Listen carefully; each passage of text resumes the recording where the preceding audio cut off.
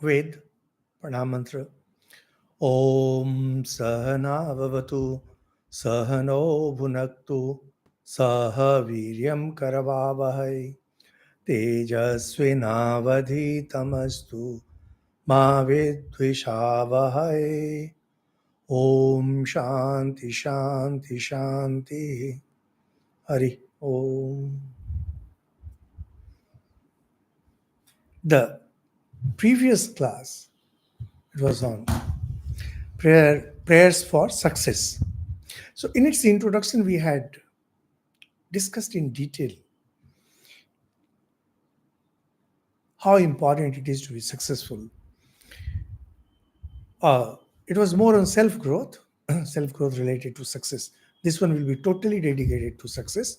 So self-growth, sorry, it was on self-growth and how important self-growth is in life. Whatever you want, even if you want to be spiritual, you need to have self-growth. And if you want opulence, if you want power, whatever you need self-growth. And one important thing that we had mentioned there, that the Vedas nowhere say that you just pray and you will have all this. It just says that work hard and also pray.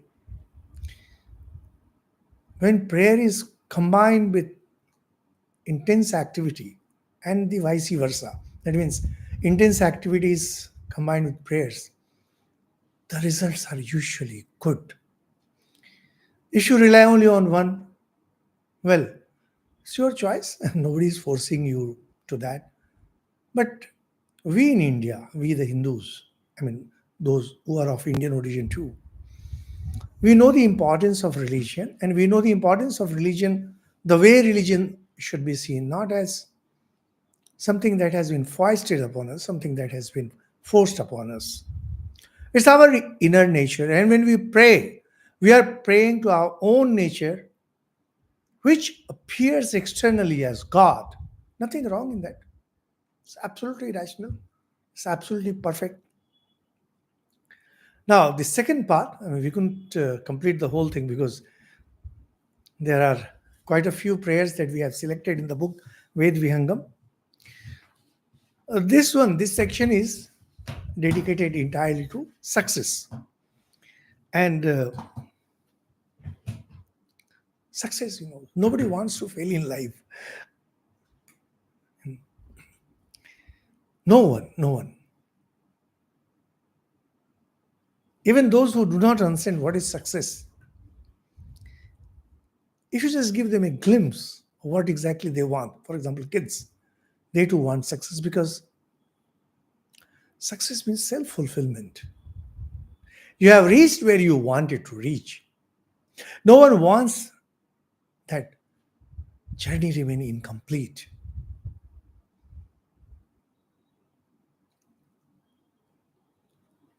In this journey of life, you want to reach somewhere, consciously, unconsciously. Success simply means that you have reached the point where you wanted to. And there's a beautiful expression in English, they say, arrived. Arrived means now you are really successful. That's used for people who are more into management, etc., and money making. Now, the first mantra that we have picked up is from Atharva Ved. It's book number 6, hymn number 5, and verse number 2. Say, the very idea, and so wonderful to see these mantras because thousands of years ago, our ancestors looked at life as a complete whole where nothing was left out. The prayer is to Indra, as we have mentioned in the series that Indra was the most popular god in those days. Indremam pratram kriti sajatanam asad vashi. Rayas poshena sangsrija jiva tave jarase naya. As we have mentioned many times that the Sanskrit during the Vedic period was completely different from the Sanskrit that we know today. And meanings of words have changed, usage of words have changed. So It's quite difficult for us to understand what exactly the sages wanted to convey. Fortunately for us, there are a few commentaries, and most important of them by Sayanacharya, with the help of which we understand that, well, this must have been the import. Because you may say that, okay, Sayanacharya may be wrong, but then we don't have any other option. And whatever Sayanacharya says, it appears in consonance with the general approach of the Vedas.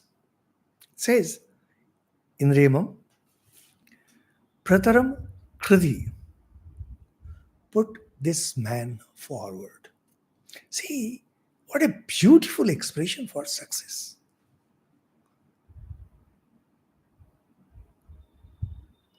You might have heard from your friends, or you might have felt yourself as if you're stuck up. Your friends might have said that they feel boxed, cased. It says, put him forward. Because see, even if you do not want, the world is such a place that you will be moving. Maybe initially the scientists did not understand it much, but we Indians, we have known it all along that Kala, time. There is one Kala Sukta which we have discussed earlier. That change is going on continuously. Now you have to make a conscious choice and be successful.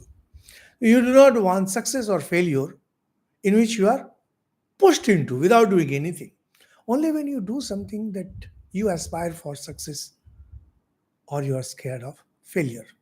So it says beautifully that may we be put forward. Such a wonderful expression for success. O Indra. And what is the next one for success? When you want wealth, when you want fame, whatever you want,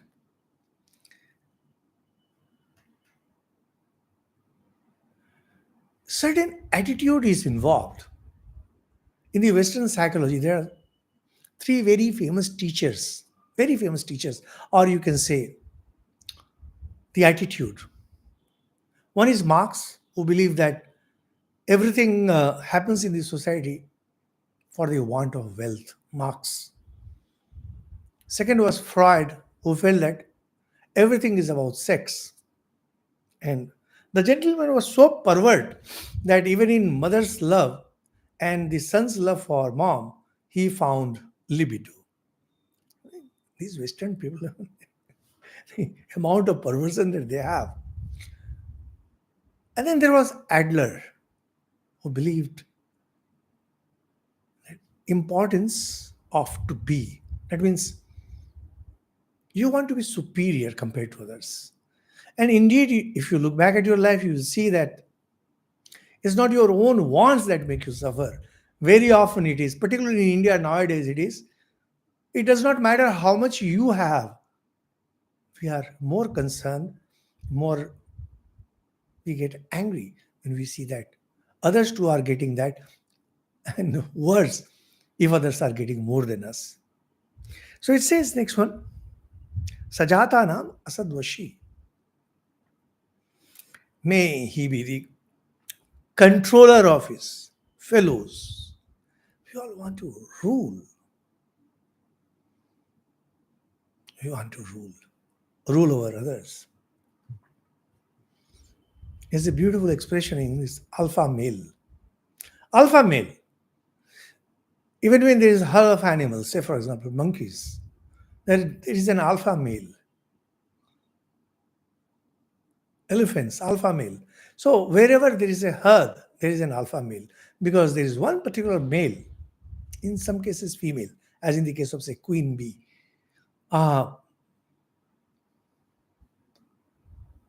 wants to rule over the others. And the moment that person feels that there is going to be a challenge, that person is finished off. This is so true of the monkeys, and we have seen it. how the father monkey kills its own baby because it feels that the male baby that is born, one day it may become his challenger. So put this man far forward, not ordinarily forward. O Indra, I may be controller of his fellows. Now, if you say that if everybody starts chanting, what will happen? Nothing will happen. Depending on who works more, he will be the challenger. And who prays more, because both the things have to go hand in hand. Arayas poshena sangsrija. Arai is abundance, that is abundance of wealth we have mentioned earlier. Unite him with abundance of wealth. So Adler was, the philosophy of Adler has already come, and now there is philosophy of Marx. May you have super abundance of wealth. Surprisingly, Freud is nowhere mentioned. Freud doesn't get mentioned like that.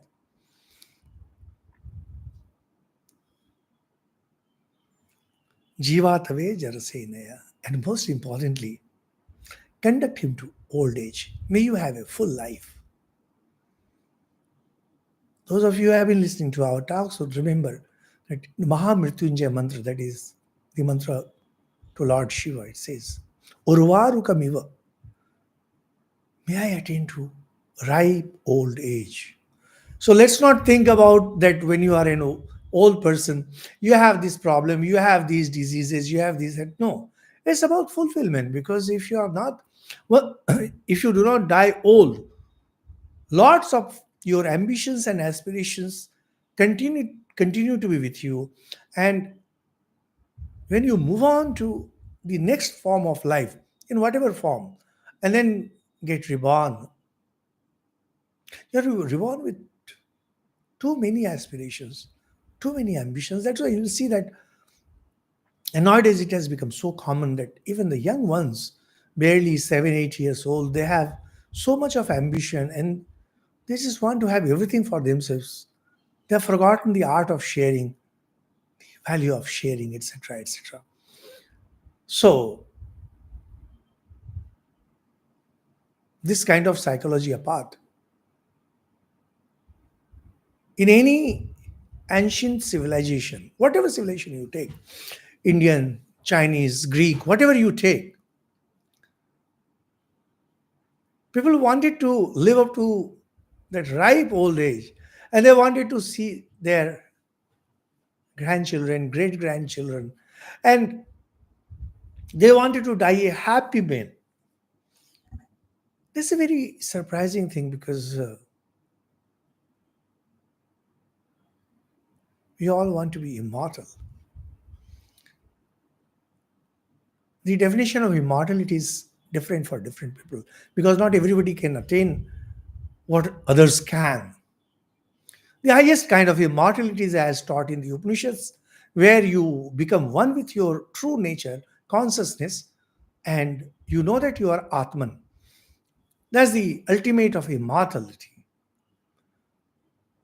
Then there is the immortality wished for by authors and poets who want to create such things that will remain for a very long time. In fact, in Valmiki Ramayana, we find that Brahma, who is the creator God, blessed Valmiki that till this earth and these mountains remain, Ram Katha Pracharishyati. The story of Rama will continue to be there as given by Valmiki. And when nothing works, nothing else works, you want to live through your children, grandchildren, great grandchildren, genetically. There is that gentleman, Richard Dawkins.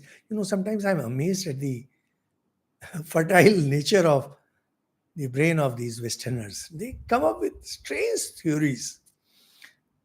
And they would be so convincing that, fortunately for me, because of my age and because of my exposure to senior monks, I've acquired some maturity. And so I don't have to quote them, but they can sound so convincing. So Richard Dawkins came up with the idea of that gene is the controlling factor of everything in the universe, God. That means gene is something conscious, etc. I read his book and I got so tired reading his book because I could see the loopholes in him. Gene is a very important factor, no doubt about it. But to say that is the Almighty God is a height of imagination. But it's a fact that if we cannot become immortal through other means, we like to be immortal genetically. But that is what trees and plants and other lower beings do. Human beings are different that way. If you want to be immortal, you have to create something grand or be one with Atman. Here, this prayer, this comes in Atharva Ved, and as we have mentioned earlier, that the prayers in the Atharva Ved, they were not used in Yajna, but these mantras are very often sublime, and at times they sound like voodoo, like magic. So the Western scholars, they thought that there are magical elements. No, these are not magical elements. They are just human aspirations. You want to go forward in life. You don't want to be dominated by others. Those of you who are working in some kind of corporate office, you know how bad it is to be bossed around. How bad. And there are moments when you feel like giving it all up and running away, finding something for yourself. And that happens all the time nowadays. Earlier it was difficult, but nowadays it's happening. And you want to have wealth, superabundance of wealth.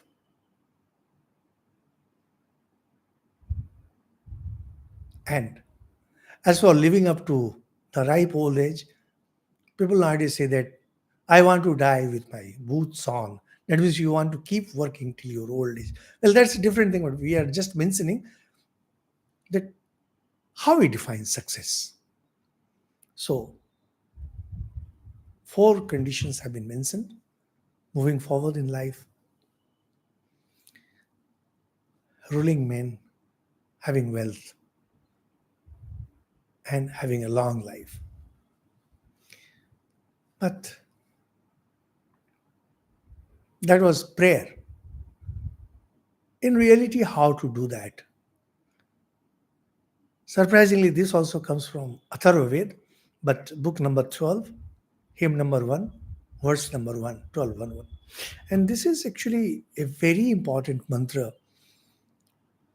And it's not possible for you to memorize all these mantras. The mantras are given in the chat. The book Veda Vihangam also you will find these things given serially.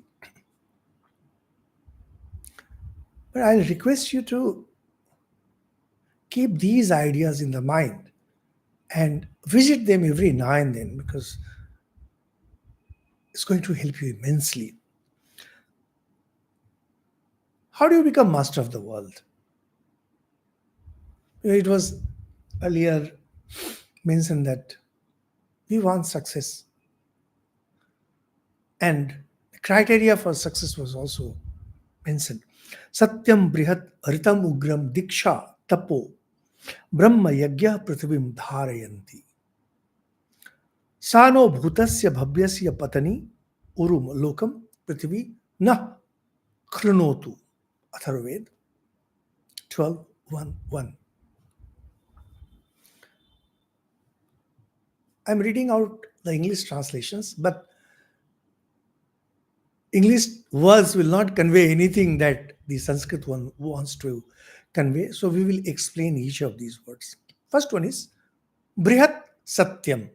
Surprisingly, this Brihat Satyam, they don't use only Satyam, they say Brihat Satyam. And Brihat Satyam has been used at other places too in the Ved.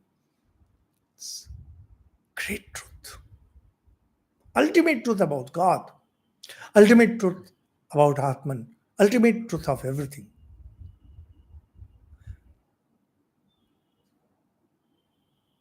It upholds the earth.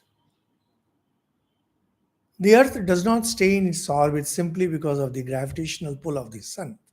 And other factors, because the psychological element of us, the spiritual element of us, these cannot be ruled by mere gravity. There are other conditions in it. What are those other conditions? First one is Satyam Brihat.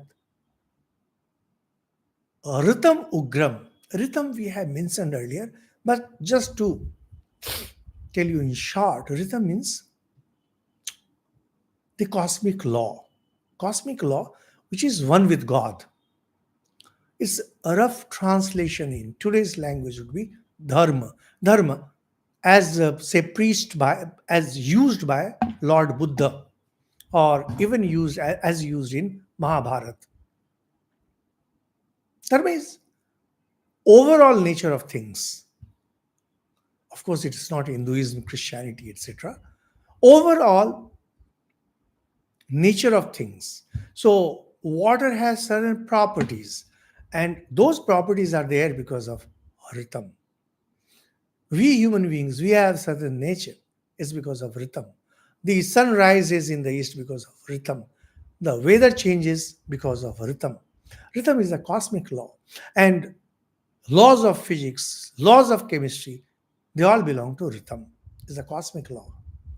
That's why Swami Vivekananda had very famously put these three expressions in the famous prayer. Those of you who have visited the Ramakrishna Mission would know Om Rim Ritam. Om represents God in its various aspects, or rather all aspects. Ring is the divine power associated with God, and Ritam, the cosmic law. These three are one and the same. When there is no creation, it's only Om. When the process of creation begins, there is Rim. And when creation is there working fully, it's a rhythm. God then works throughout the universe through rhythm. So he doesn't have to come and interfere like an engineer comes and inspects things. No. Those ideas that you find in this and that religion, that's more of fertile imagination. It's a cosmic law that takes care of everything. Now, it's not only rhythm, it's rhythm ugram, formidable law. That means inviolable. Any transgression of it means destruction. No one can transgress, nothing. Fire cannot change its nature, water cannot change its nature. One fine morning, you will see that water has started burning and fire has started cooling. No, it cannot. It's all because of Ugram Ritam. Diksha. Diksha. In the previous talk also we explained the term. Diksha means consecration, where you dedicate yourself to something. For example, nowadays very common term is mantra diksha, where you get consecrated to God through some mantra. Those of you who have taken a mantra diksha from some guru, you might be knowing this fact that guru gives you some mantra, whatever mantra, for example, say Gayatri mantra.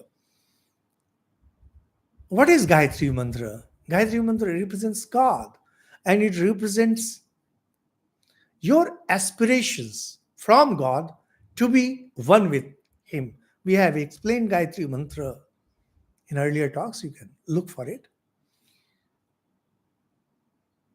So the day you take Gayatri mantra, you get into that consecration. And that's why we had elaborate consecration ceremony of sacred thread during which Gayatri mantra was given.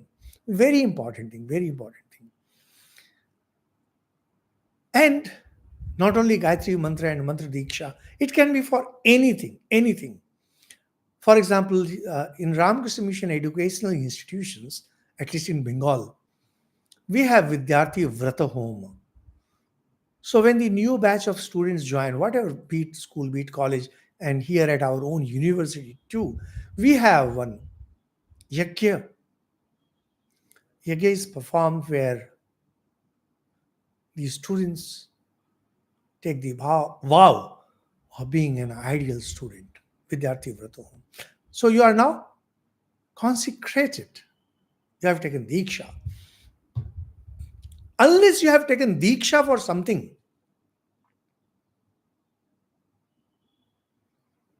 you cannot succeed. Naturally, you may question what about the Western people? They have no idea of these things. Well, they don't have the idea as far as spirituality is concerned. But from the worldly point of view, they also have some idea. And of course, it's wrong to think that Western people don't have that sense of religion. In fact, the dominance of Christianity in America is too prominent. It's too prominent. It's there. It affects their way of life. It affects their way of thinking. And Diksha, then Tapo, Tapasya, austerity. Once you are into Diksha, consecrated, now you have to do Tapasya. One of my friends had once started a company. It was long ago. And then I was talking to him about it. And he was saying that, look, a new company is like a baby, newborn baby. You have to take a lot of its care, lot of care. You have to take really lot of care. That is tapasya. Every mom does tapasya for her baby. Just like that. When you take up some project, whatever project that might be, you are now consecrated into it. And you now have to do tapasya. You have to think of it. You have to dream of it. You have to become one with it. Till you do all this, you will not succeed. You will end up being ordinary. Just look at the huge amount of books coming out all over the world by different kind of authors. How many books remain for 50 years? Nothing. Very few. You won't even remember the names of the books. But think of Iliad Odyssey, think of Ramayana Mahabharata. They continue to influence us because there was tapasya in it. Unless you do tapasya, your work will not succeed. Some people know you, some people adore you, admire you. They'll go through your work, they will appreciate it, and there it ends. Brahma Yajna.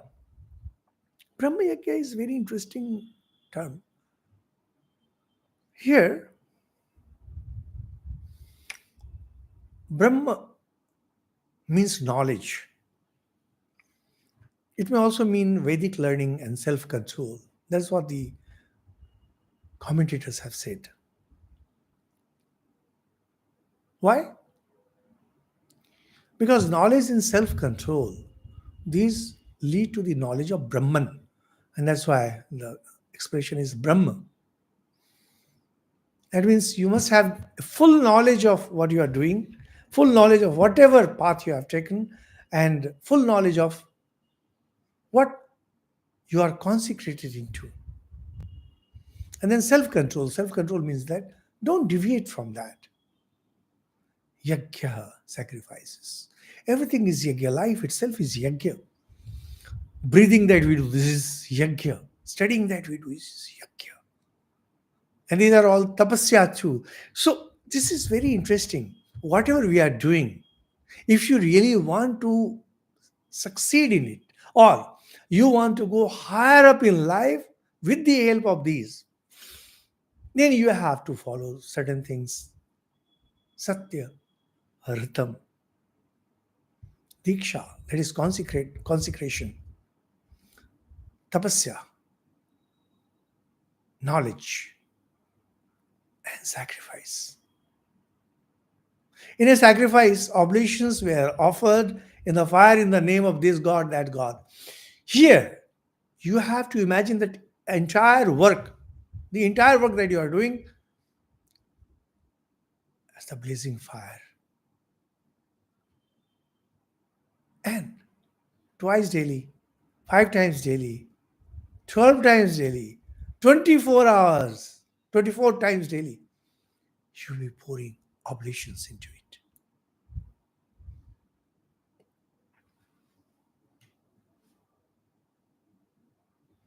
Unless you keep pouring oblations into that, oblations means your activity towards what? The conflagration that you have created, the yajna. That means the overall aim of your activities, that is work, you have to keep on pouring into it. Otherwise, things will not succeed. If you want to succeed, you have to do these things. Particularly those of you who are still young and you want to know how to succeed. Remember, even if you let go of Satyam and Ritam, which of course these are very important, but Diksha, feel consecrated into it. And Tapasya, totally focused into it. It's not a part-time job, it's a full-time job. Brahma, self-control and knowledge. Yajna. Pouring oblations. The way Brahmins used to pour oblations in fire in earlier times. You have to pour your activities in that larger fire of work, the larger aim of life. So it says these things uphold the earth. The earth stays in balance. The earth is worth living because of these things.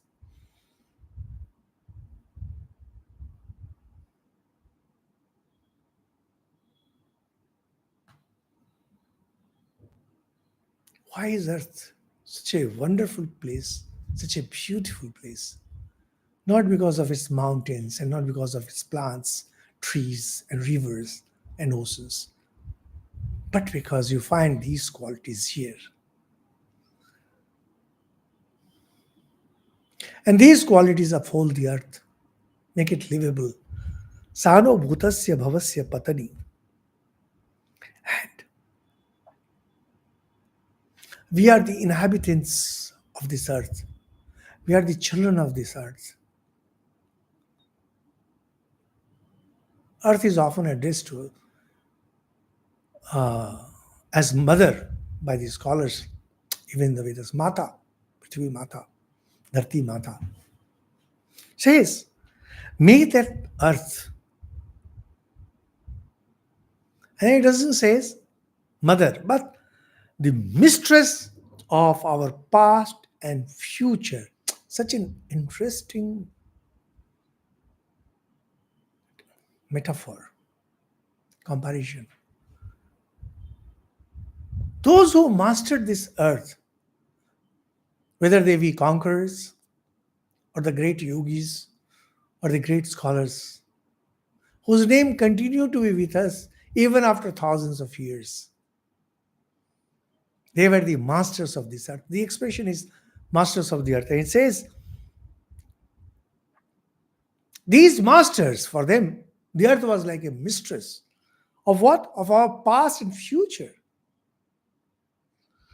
Make a wide world for us. So the narrow existence in which I am living, my existence is narrow. I am confined in a hole. I need to get out. I need to explore the world. I need to master the world. I need to have a wide world for myself. I need space. Who will make you space? Says, oh dear earth, who has been the mistress of our past and future. And earth, who is upheld by those qualities. The meaning is you have to have those qualities. And if you have those qualities, you will also become the master of this earth. And the earth will become your mistress, and there will be a wide world for you. Wherever you go, if you have knowledge, you can go anywhere. There's a very famous saying about Oscar Wilde. Oscar Wilde had certain issues, and those of you who know about him would know. And then he was put into prison by British authorities. They're crazy people. They have such strange notions about morality. Then the gentleman, he left and went to America. At the customs, he was asked, anything to declare? Oscar Wilde had very famously said, nothing excepting for my talents. Nothing excepting for my talents.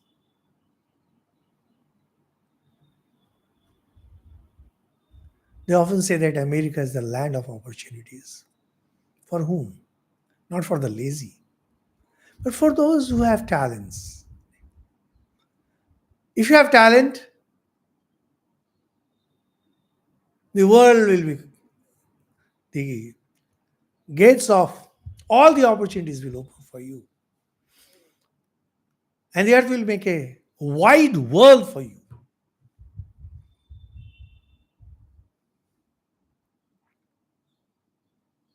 Whatever talent you might have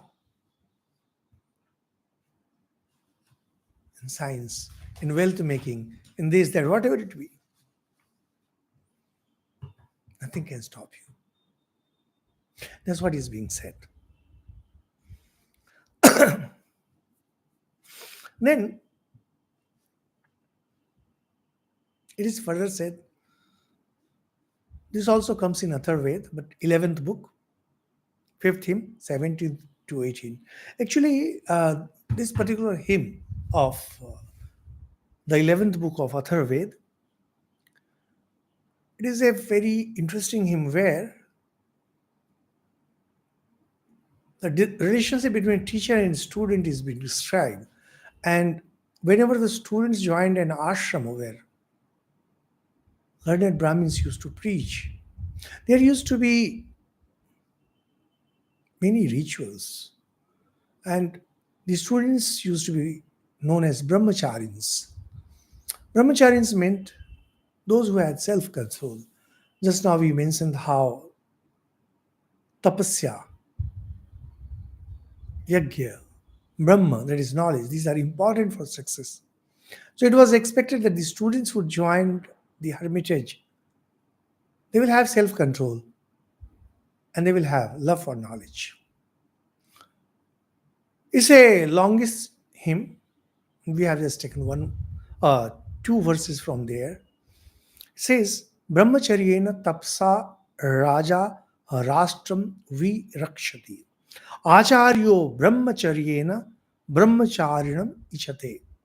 Brahmacharyena kanya yuvanam vindate patim. Anadvan brahmacharyena ashwo ghasham jigitsati.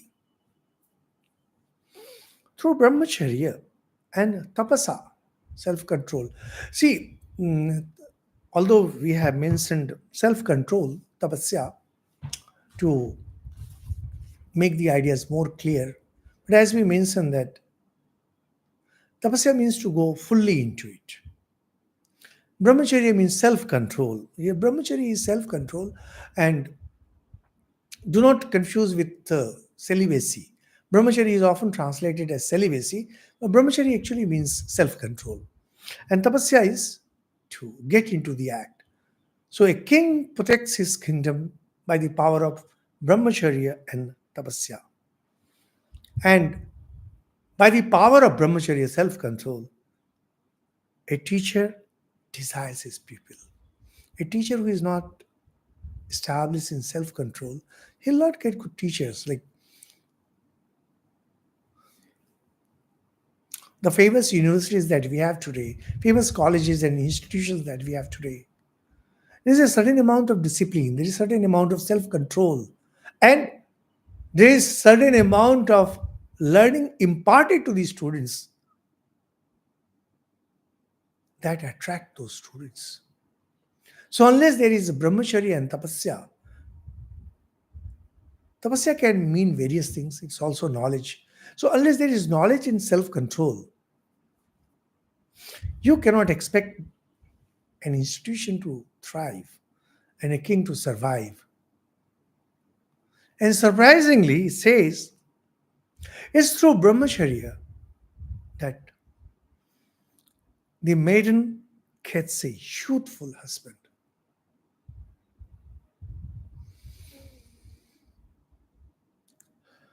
Making a proper pair, that means a maiden getting a good husband and a young man getting a beautiful wife. These were of such importance. Well, these were and they continue to be. It says it's all through brahmacharya. If you have self-control, the power that is generated within you because of self-control is phenomenal. And it is due to that power that you succeed in any field. It's not only about the king and the teacher and the maiden.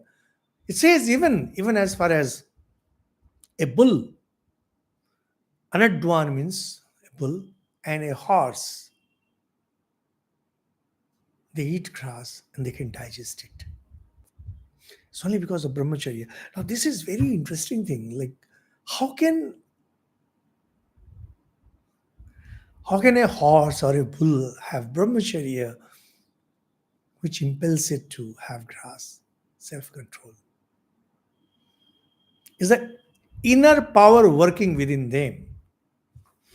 So, basically, it's self-control. And every creature that is there has some amount of self-control. And it is because of that self-control that those creatures continue their way of life. But when it comes to human beings, we are the ones who can get into excess. We can sleep excessively. We can eat excessively. Worse, we can mate excessively. And because of all that, we can bring excessive ruin to ourselves. It says control, self-control. So we mentioned these mantras for success. These were all about worldly prosperity. In this series, the next one is very interesting in the sense that talks about speech.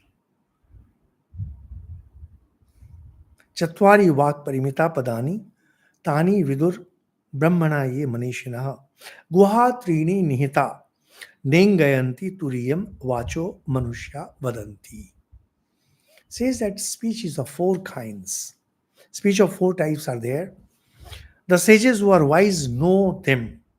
Three of them, hidden in the heart, as are mystic, are unutterable. Men speak the fourth. Now, if you want success in spiritual life, then these things are external support, whatever we discussed till now. Now we have to get into deeper things. What is that? What is that? You have to understand how we speak. Speech is of four types: para, pashyanti, madhyama, and vaikari. Vaikari, the spoken words, is the external part. When you don't speak, when you don't utter anything, you say things mentally. It's known as madhyama. And when you don't utter mentally too, just there is the slight vibration of nerves and the vocal cord. It's known as pashyanti. And the last of it is para, which is the undulated sound, om. Om is the undulated, unbroken. So it doesn't have any division, om. When you meditate, when you go deeper, when you do lots of japam, you realize all these four kinds of speeches. Now, when we speak, we are using only the external organs. Those who do lot of japam, they would know that they don't utter japa mantra on our lips. It continues mentally, and that also has to be stopped. Then there's very mild twitching of nerves within. When that also stops, then you can hear the fourth, that is Om. When you break through that, you become one with Atman, you become one with God. So we have this quotation by Sri Ramakrishna who said, one attains the absolute by going beyond the universe and its created beings conjured up by Maya. By passing beyond Nada, the fourth one is Nada. By passing beyond Nada, one goes into Samadhi. When your mind crosses the fourth state too, that is when you get into Samadhi. By repeating Om, one goes beyond the Nada and attains Samadhi. So, with these mantras, we have this very interesting from Atharva again. The previous mantra, that is Chatwari Vak Parimita, that is from Rig Ved, first book, 164th hymn, and verse number 45, it's a long hymn.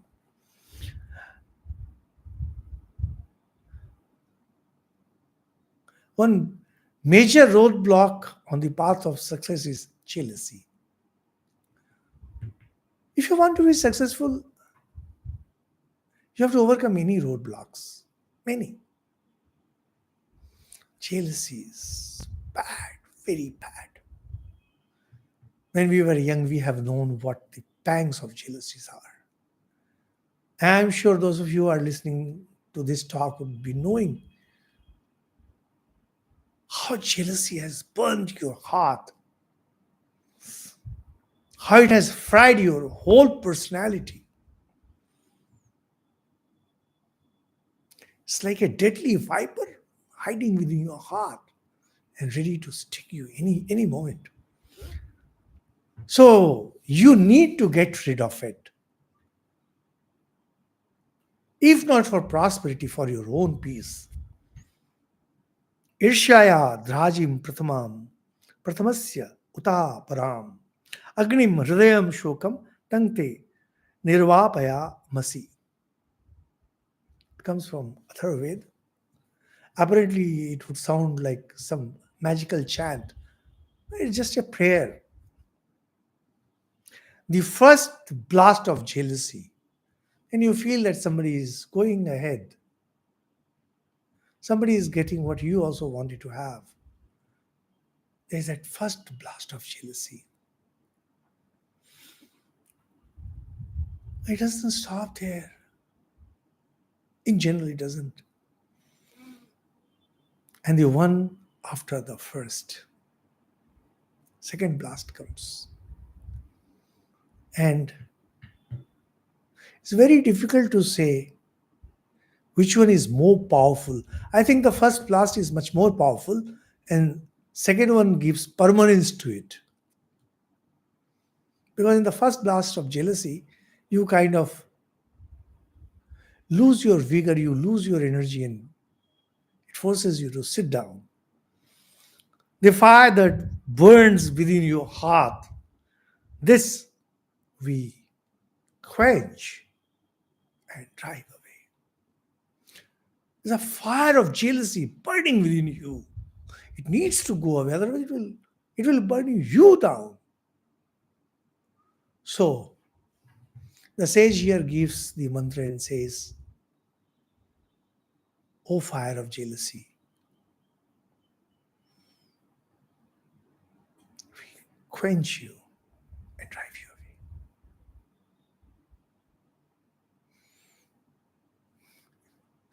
If you have this problem of jealousy within you, you can try chanting this mantra. Similarly, we have the second mantra in this series, in the same hymn. Yatha bhumir mritamana mritana mritamanastara yathoda mamnuse mana eversyo mritam manaha. Even as the earth is dead-minded, earth is like piece of stone, dead-minded. More dead-minded than the dead. That's a beautiful expression in the Ved. And as the mind of one who is dead, so be dead the jealous mind of this jealous man. It's a beautiful poetry, see? Hmm? Even as the earth is dead minded, more dead minded than the dead, and as the mind of one who is dead, so be dead the jealous mind of this jealous man. So I don't know who might have gone to the sage or the priest, maybe mother, father, brother, or someone, taking the word with him or her and requesting that, see, this person is so jealous. And you'll be surprised, I've actually faced this in a sense that long ago, that was way back in 2005, one gentleman who was high official and had gone visiting someone, and this gentleman had come with his daughter and said, we talked about this and that, and he had heard of me a lot through some of my students. And then told that, see, my daughter, she's so jealous of her classmate. I mean, she was topper type and she could not bear that anyone else would become top. So I made that young lady understand the problems of that. And surprisingly, she understood. And much later, I think 18, 20 years after that, I chanced to meet that gentleman again. In fact, that gentleman came to meet me and said, everything changed for that young lady after that. And she became a huge success in her life because she could get rid of her jealousy. So we had one more mantra on success related to Shraddha. In the previous talk also we had discussed it, and I thought that if we have time today, we will complete this Rigved from Rigved, book number 10, 151. That is hymn and the first mantra. Shraddhaya Agni Samvidyate, Shraddhaya Huvuyate Havi, Shraddha Magasya Murdani Vachasa Vedayamasi. Agni is kindled by Shraddha. By Shraddha is oblation offered.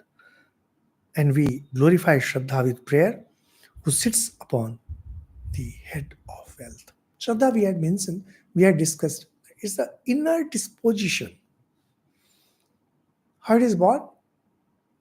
Through affirmative faith and conviction. And more importantly, a reverential attitude towards values and spiritual reality. We had a long discussion in the previous talk, but anyway, since this mantra is here, it says, Agni is kindled by Shraddha. The Brahmins, they kindle the fire for yajna because they have Shraddha in it. They pour oblations into it because they have Shraddha for it.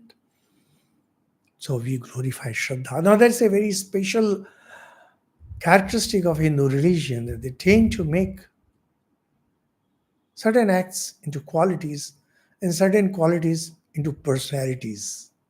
Similarly, certain personalities become qualities and then acts. For us, ideas and objects and words, they're one and the same. So we keep moving from one to the other. So we glorify Shraddha with prayer, who sits upon the head of wealth.